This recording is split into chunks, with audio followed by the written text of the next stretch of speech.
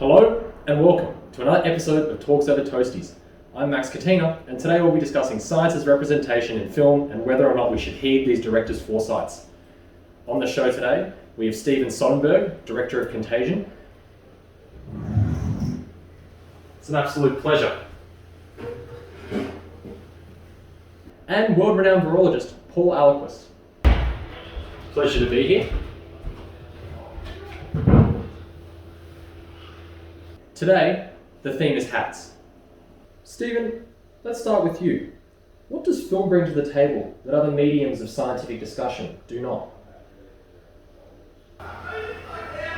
Films bring humanity. Many of the mediums for scientific discourse or discussion talk from the perspective of the scientist or researcher in the language of science or policy, and rarely in the language of expression and emotion. The most engaging and thought-provoking advocates for increased awareness on topics such as war, disease, and poverty are quite commonly people who have experienced these issues firsthand, because they're able to weave authentic emotion into their speeches and discourse. I think film artificially allows the writers and directors to provoke this air of authenticity through the characters' trials and tribulations on screen to provide weight to their statements and predictions. Which is why I think films, scientific films specifically, normally start an interesting dialogue into the themes that they cover after they're released. Interesting. So I guess my next question is, what did you want to actually portray in this film? I think I really wanted to show the epidemic through the experience of the individuals who kind of sit on the sideline. I think normally all the main characters run around and fix everything. Yes, the film does indeed touch on the research, but it mainly focuses on the researcher's own emotional and personal experiences, as well as also focusing on the affected families and everyday people in society that are affected by the disease. I think it offers a different experience from movies such as Outbreak, which is very much more an action-styled silent science film focused on the military and the scientists racing against the clock. I think it is why it feels more realistic and engages people on an emotional level. Paul, if you don't mind, could you just explain a little bit about the disease in the movie and how it is relevant to our current experiences with COVID? Both viruses mentioned, MEV1 and COVID, are zoonotic, which means that they're capable of being transmitted from animals to humans. The most common animal hosts being rodents, other primates, bats. Both Ebola and MEV1 originated from bats. The zoonotic viruses make up about 2/3 of all human viruses. Scientists predicted that COVID originated in the Wuhan province in China from the wet markets there through, suspectedly, the trade and purchasing of animals. The film mentioned that MEV1 was transmitted via fomites, e.g. through contaminated surfaces such as doorknobs, bus seats, shared fabrics, and COVID does share this similarity. However, its strongest transmission method is still through airborne or aerosol transfer. For example, when we cough, when we sneeze or shout, even at a certain distance from another person, small droplets of bodily fluids can transfer from one to another, causing the spread of the virus. Okay, interesting. What did Steven get right? And what was added in for dramatic effect after having experienced COVID? And from your previous experience as a virologist? The film actually touched upon the issues with creating a vaccine. There are three main types of vaccine: live attenuated, killed, and recombinant. Regardless of the type, the idea is to teach the body's immune cells what to look for if it were to encounter the real disease. The problem with the virus in the film is that despite having difficulty reproducing it, and to the credit of the film, this is a real issue, after the successful reproduction, they had almost immediately developed a vaccine in a short time frame.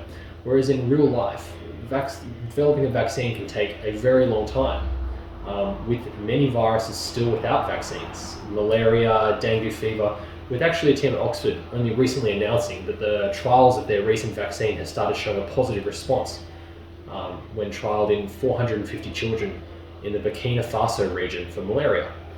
There are other factors such as genetic variants of people around the globe. The vaccine may or may not work as effectively with every nation. And after all this has been ironed out, there is a very rigorous testing process to ensure the vaccine's safety and efficacy. These specific issues are not addressed in the film and are kind of overcome by Kate Winslet's character testing the vaccine on herself. But again, it is a film. I also thought the government's response was pretty accurate. Both governments imposed a lockdown. I think the one in Contagion was a bit stricter, but that seems to have been because of probably due to the higher mortality rate. But I'll touch upon that later. And your response to this, Steven? I completely agree. I don't think film could grasp the full scientific nature of the epidemic and still be a successful film, shall we say. I think the part that I touched on earlier, talking about the emotion and the experiences of the character in the movie, is where I believe the accuracy of the film really sits. I think Paul will agree with me on this one, but having experienced COVID, I thought I've met all the characters in the film in real life. I met the scientists that were working on the vaccine, I met families that lost loved ones, and I witnessed and talked with critics of the government that believed in the conspiracy that would result in large pharmaceutical companies making profits of other people's misfortune. All these people expressed stress, sorrow, and frustration exactly like their on-screen equivalents. I noticed, Paul, that in Contagion, the infection rates were high and the disease spread very quickly to infect about 500 million people. What was different about COVID? Okay, well, we use a unit of measurement called the R0 value. For example, if a disease has an R0 of 18, a person who has the disease will transmit it to an average of 18 other people. That replication will continue if no one has been vaccinated against the disease or is already immune to it in the community.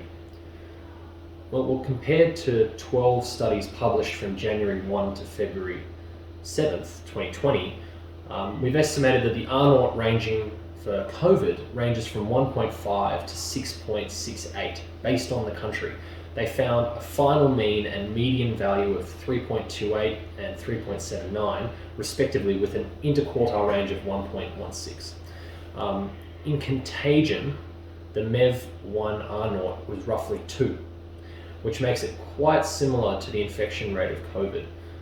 The difference is in the mortality rate. The WHO has estimated the mortality rate of COVID to be 3.4%.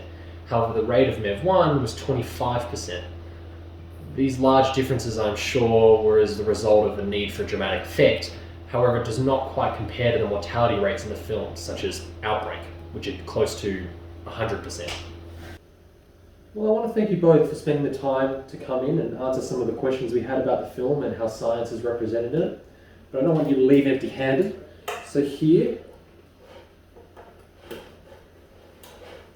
Steve, we have your toasty, and Paul, we have yours too. But that's all from us here at Talks Over Toasties. See you next time.